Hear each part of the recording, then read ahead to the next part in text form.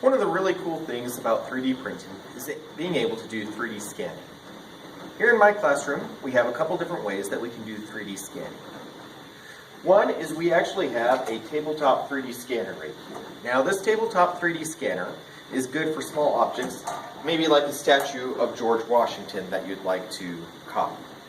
The item simply is placed on there, and software is opened on the computer over here, and it scans him.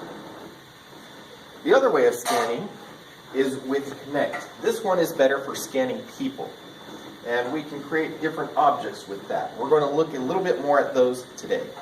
So on our computer we have several different programs for working with 3D scanning. For using the tabletop, you use the MakerWare for Digitizer.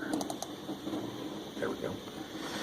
So the object will be placed on there. Make sure that the camera lens is on. You tell it to start the scan. Now this does take 9 minutes of scanning in order to scan the item. As the object slowly turns around, lasers illuminate it, allowing the camera to more precisely measure where the object is. Alright, so the result of our scan of George Washington here is we were able to print a smaller George Washington. Now you can see we didn't get as much detail on the base and it didn't make it quite as pretty. Really, I didn't take this one and fix it in Tinkercad, I just kind of printed it. And so you can see you can get pretty good scans on little statues if you have them and you need to recreate them for some reason. The other way for scanning something for 3D printing is with the program Scanect. Scanect, when you open it, looks like this, and you can choose a couple different settings. Generally, if you're trying to scan a person, you'll want a body. Now, if you want just the top of their head, a bust, you would do normal. However, if you want a full body scan, you would do height. Okay. After you have that, you hit start, and you will see that it will start recording. And so, there you have me on the screen. Now, this is useful for objects that are too big to fit on the scanning bed. And for our example, we have this knight's helmet that we can scan. Now, you'll want to make sure that it's not too far and not too close.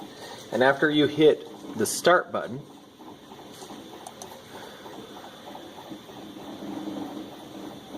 you will need to go around it all different directions. You'll want to make sure you go up and down all the way around.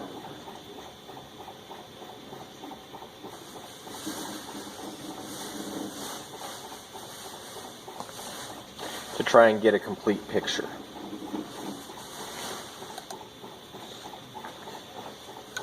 After you're done, you hit stop. And it will take a few moments in order to take all those frames and combine them into one image. Sometimes you might have to do a couple different scans to get it right. The more you go around an object, the more complete picture you're going to get. If you look at this one, you're going to see that I missed a whole lot in the back. That's okay, because this is just for educational purposes. You can see I missed a spot on the bottom that I didn't go. And we have some floating objects. Right here we can actually go to process it. What we can do is we could fill the holes. We can also remove parts, anything that's not part of the that big part. You can see it got rid of it, and so it's just this one stool with the knight's helmet on it. We can turn around and move and crop it and get better at it, and we can fill our holes.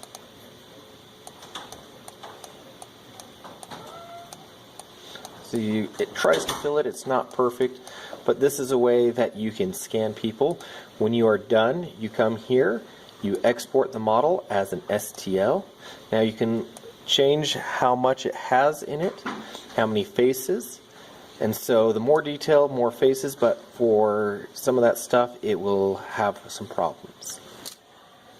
Scanned your objects, you can import them into Tinkercad, modify them, add different bases, do different things, and then you can print them. A result might look something like this.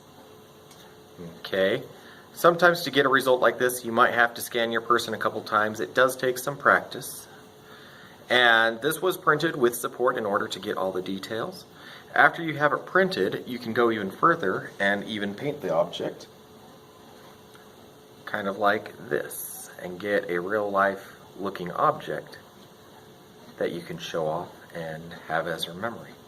A great project, time consuming and you'll need to practice it a few times, but a great project.